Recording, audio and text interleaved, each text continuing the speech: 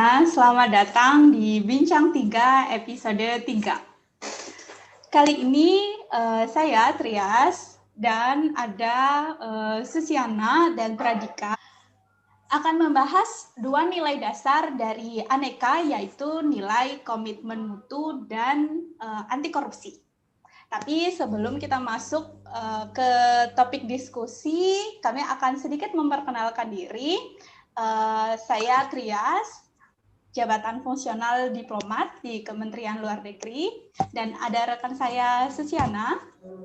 Saya Susi dari jabatan fungsional auditor di Kementerian Luar Negeri. Dan juga ada Pradika. Saya Pradika Nurul Huda, jabatan fungsional diplomat di Kementerian Luar Negeri. Hai Susi dan Dika, apa kabar? Hai Trias, baik. Oke, sedikit mengulang, jadi kita akan membahas mengenai komitmen mutu dan anti korupsi. Nilai yang pertama adalah nilai komitmen mutu. Mungkin aku akan tanya ke Susi ya, apa sih pengertian komitmen mutu dan apa saja sih yang ada di dalamnya? Terkait komitmen mutu, yang mencoba dipahami itu suatu standar ya, jaminan mutu terhadap pelayanan yang kita berikan. Nggak cuma pelayanan, tapi cara bekerja kita juga di dalam setiap pekerjaan kita. Terus kalau di dalam komitmen mutu itu ada 4 indikator sih yang jadi indikator untuk menilai komitmen mutu itu. Yang pertama itu efektivitas tentang ketepatan sasaran, yang kedua efisiensi tentang ketepatan guna, terus inovatif dan juga berorientasi kepada mutu. Kayak gitu sih. Oke. Itu nilai yang wajib kita terapkan ya sebagai ASN, terutama di Kementerian Luar Negeri. Nah, nilai yang kedua nih, anti korupsi. Apa ya Mas Dika itu? Terus apa saja sih yang harus kita lakukan untuk menerapkan nilai anti korupsi ini? Nah, sebelum kita ngomong tentang anti korupsi kan, kita kan harus tahu sendiri korupsi itu apa. Nah, sudah di Undang-Undang Nomor 31 tahun 1999.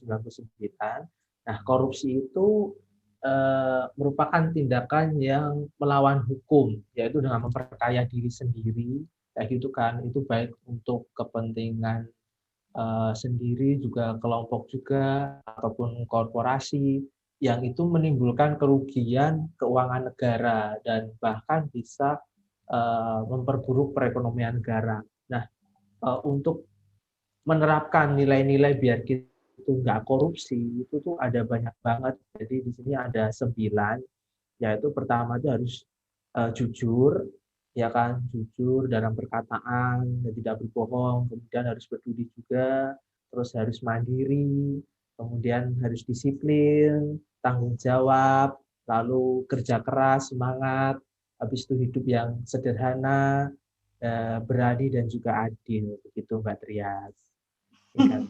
Oke, terima kasih Mas Dika. Sebenarnya penjelasannya cukup komprehensif ya. Semoga bisa mudah dipahami oleh pendengar kita atau pemirsa kita di Bincang 3. Oke, nah setelah kita membahas nilai-nilai dan apa saja yang ada di dalamnya nih, kalau dari Susi dan Mas Dika sendiri, bagaimana sih penerapan yang sudah kalian lakukan selama ini? Dari komitmen mutu dulu deh. Dari aku dulu ya. Komitmen mutu, karena tadi aku udah bilang indikatornya itu terkait efektivitas, efisiensi, terus inovasi dan komitmen mutu. Sebenarnya pekerjaan sebagai auditor itu udah mempengaruhi ke arah sana gitu. Karena tugas utamanya auditor itu kan untuk menjaga suatu organisasi ya, terutama auditor internal, untuk menuju tujuannya, untuk mencapai tujuannya. Tapi tujuannya tuh yang efektif, efisien, dan juga ekonomis. Jadi sebenarnya pekerjaan auditor itu udah membantu suatu organisasi untuk mencapai komitmen mutu itu sendiri. Itu yang Oke, kalau Mas Dika? Kalau dari aku sendiri ya, penerapannya sih kalau anti korupsi banyak banget. Nah, ini juga bisa diterapkan di kehidupan sehari-hari maupun saya sebagai ASN begitu. Nah, kalau misalnya sebagai ASN terutama di satuan kerja ya, di Kementerian Luar Negeri, ada banyak nih, misalnya contohnya disiplin. Nah, disiplin di sini, disiplin waktu, yaitu disiplin waktu dalam kita memulai bekerja dan selesai bekerja itu disiplin waktu sangat penting. Nah, itu juga merupakan penerapan nilai dari anti korupsi itu. Dan juga ada lagi tanggung jawab. Nah, tanggung jawab di sini yaitu adalah tanggung jawab terhadap pekerjaan yang diberikan oleh pimpinan. Seperti itu. Jadi kita harus bisa bertanggung jawab dengan pekerjaan kita, harus profesionalitas, seperti itu. Nah, itu nanti juga akan dilandasi dengan rasa kejujuran, di mana apa yang kita kerjakan itu harus jujur, jadi tidak dibuat-buat, ya. Itu harus jujur, kemudian juga kita harus peduli. Nah, peduli di sini juga banyak ini anti korupsi ya. Jadi di sini juga kepedulian. Kepedulian ini maksudnya apa? Kepedulian sesama teman sekantor. Kita juga harus peduli nih dengan teman sekantor kita. Begitu dengan teman yang lainnya, misalnya ada yang butuh bantuan, pertolongan, atau mungkin tidak bisa mengerjakan tugasnya, yang kita harus saling peduli, saling membantu seperti itu. Kemudian dari kesederhanaan kita juga itu juga merupakan penerapan dari anti korupsi itu sendiri.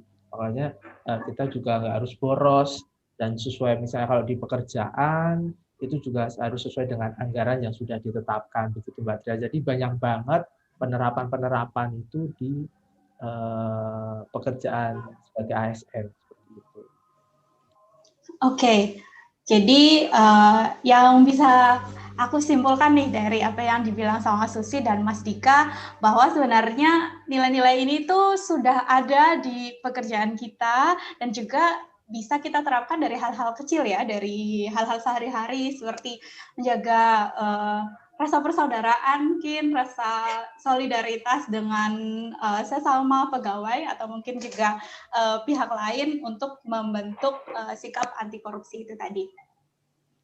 Oke, mungkin kita sekarang lebih ke komitmen mutu dulu. Nanti kita membahas lebih dalam lagi mengenai anti korupsi. Nah, untuk menghadapi tantangan-tantangan yang ada nih, misalkan sekarang ada pandemi dan kita harus kerja dari rumah, dan mungkin tantangan-tantangan lain di luar itu, bagaimana Mbak Susi dan juga Mas Dika menerapkan nilai-nilai komitmen mutu ini tadi untuk tetap mempertahankan efektivitas, efisiensi, dan juga tetap memberikan pelayanan yang prima gitu ya sebagai pelayan publik di Kementerian Luar Negeri. Misalkan sebagai contoh, karena sekarang kita bekerja dari rumah, ya sepertinya kan kontrol mengenai pekerjaan kita kurang ya. Jadi tanggung jawab benar-benar ada di tangan kita. Jadi dan juga misalkan kita harus memanage sendiri semangat dan motivasi kita yang ya tentunya dengan bekerja dari rumah kan sangat susah, kita tidak bisa bersosialisasi secara langsung seperti itu. Nah, kalau aku misalkan aku menerapkan jam kerja yang sesuai gitu. Jadi kalau misalkan bekerja mulai jam 8, ya aku sebelum jam 8 sudah siap di depan komputer, dan jam 4 atau jam 5 begitu jam kerja selesai, ya aku tutup komputernya, tidak melakukan pekerjaan di luar jam itu gitu, untuk menjaga semangatku supaya akhirnya ada batasan antara jam kerja dan juga jam untuk melakukan hal-hal lain di luar pekerjaan gitu. Nah, kalau Mbak Susi sama Mas Dika, bagaimana sih menjaga penerapan nilai-nilai komitmen mutu ini? Terkait komitmen mutu yang aku coba lakukan terkait pekerjaan ya, memasang target sih. Jadi kayak kita sudah rencanakan dulu dari awal, hari ini akan melakukan kerjaan apa saja dan apa aja yang akan kita capai gitu. Misalnya saya harus buat ada rapat, terus harus ada satu notulensi yang keluar, dan ya berarti harus di hari itu target itu harus tercapai gitu, notulensinya beres, jangan lagi ditunda untuk hari berikutnya. Itu jadi karena membuat perencanaan yang baik itu jadi membantu saya sih dalam mencapai komitmen mutu. Oke, mungkin ada lagi hal lain yang dilakukan? yang baru kepikiran itu sih. Untuk datang tepat waktu juga ya mirip sama Trias sih, maksudnya kayak untuk siap-siap jam waktu kerja tuh tetap di jam 8 dan selesai di jam 4. Dan kontrol sebenarnya di dalam unit sendiri pun menetapkan kontrol kan dengan adanya absen, share location, dan juga foto. Kalau di Satker kami kebetulan dengan foto juga ya, foto kayak menandakan kita udah siap gitu loh untuk bekerja. Dan jam 4 juga nanti foto lagi. Ya itu juga membuat kita jadi walaupun di rumah kerjanya tapi tetap terpantau gitu. Oke, ya kita juga harus tetap jujur ya. Iya. Sebenarnya kalau kita membahas masalah pembagian waktu dan disiplin waktu ini beririsan ya dengan nilai anti korupsi. Oke, kalau Mas Dika, gimana nih Mas? Tetap menerapkan nilai komitmen mutu di tengah-tengah tantangan yang ada. Nah, kalau tadi Mbak mengatakan tentang efektif ya, maksudnya tentang target nih. Kalau aku sih setuju berpendapat dengan target itu. Cuman kan masih ada yang lain tuh kan, maksudnya seperti kayak inovatif sama berorientasi mutu. Nah, kalau inovatif memang harus dilakukan sih, karena ini kan selama masa pandemi ini berarti kita harus dituntut setiap satuan kerja juga harus berinovasi, ya kan, berinovasi. Misalnya nih contohnya, biasanya karena ini pandemi otomatis kan banyak yang kerja secara WFH, ada yang WFO. Nah, ini gimana caranya kita bisa membagi pekerjaan itu secara baik. Jadi di mana antara WFH sama WO bisa saling koordinasi. Nah, ini juga butuh inovasi lah dalam pembagian pekerjaan itu. Jadi di sini inovatif itu nggak harus ide-ide, tetapi juga dalam manajemen pekerjaan itu. Nah, ini juga sangat penting. Kemudian juga ada berorientasi mutu, yaitu dengan mengadakan kegiatan atau program untuk menerapkan target-target yang sudah ditentukan, kayak seperti yang Mbak Susiana ya, Susiana itu tadi bilang kayak gitu. Nah, ini juga harus dipikirkan di setiap satker-satker atau penempatan kerja, mungkin ada program-program kegiatan yang bisa mendukung, mungkin misalnya ada pemulihan ekonomi atau mungkin kegiatan sosial atau mungkin kegiatan untuk mendukung UMKM atau sebagainya, itu juga bisa diterapkan seperti itu. Itu juga akan meningkatkan standar kualitas dari komitmen mutu itu sendiri. Oke, cukup memberikan aku banyak inspirasi untuk ditiru. Selanjutnya kita ke nilai yang kedua, yaitu anti korupsi, yang sebenarnya tadi sudah saling kita singgung ya, mengenai salah satunya adalah korupsi waktu nih, mungkin yang mungkin peluang terjadinya sangat besar ketika kita kerja dari rumah. Nah, dari Mbak Susi dan Mas Dika, bagaimana untuk tetap menerapkan nilai anti korupsi ini di tengah segala tantangan yang ada? Kalau ya aku masih sama sih mungkin ya, jadi mencegah korupsi waktu dimulai dari diri sendiri dengan disiplin waktu itu tadi. Mungkin ada gagasan lain atau ide-ide lain apa sih yang hal-hal yang bisa kita lakukan untuk menerapkan nilai anti korupsi ini? Ya, kalau ngomongin anti korupsi tadi ada 9 poin indikator gitu kan. Kejujuran juga termasuk di dalam salah satunya gitu. Jadi walaupun ya maksudnya walaupun kita kan dikontrol untuk bisa datang tepat waktu mengerjakan sesuatunya tepat waktu, tapi untuk bersikap jujur juga itu tetap ditekankan gitu. Jadi walaupun kita telat atau akhirnya ada sesuatu yang harus kita lakukan sehingga meninggalkan pekerjaan, itu kita harus tetap jujur sih. Yang memberitahu kepada pimpinan atau teman kerja kita gitu kan. Mungkin mulai dari hal yang seperti itu gitu, sehingga kita ya maksudnya hal-hal itu tuh bisa tertanam gitu. Oke, dari hal yang kecil dulu ya. Kalau Mas Dika?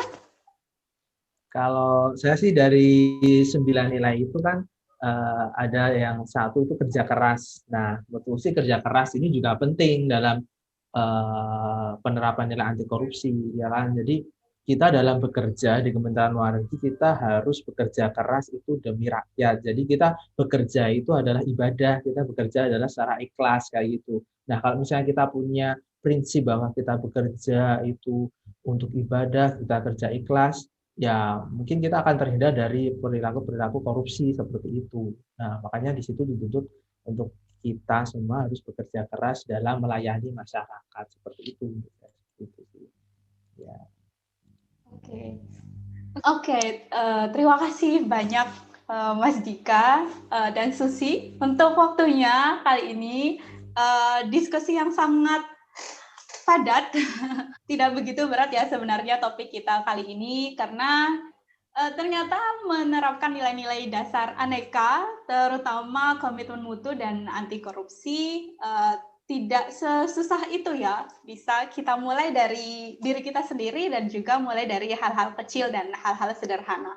Tadi beberapa gagasan yang sempat aku catat, untuk komitmen mutu, kita harus tetap menjaga semangat dan motivasi walaupun kita bekerja dari rumah, walaupun kita terhalang masalah pandemi. Kemudian juga kita harus bisa manajemen pekerjaan ya, menentukan skala prioritas dan bekerja, menyelesaikan pekerjaan sesuai urgensinya gitu.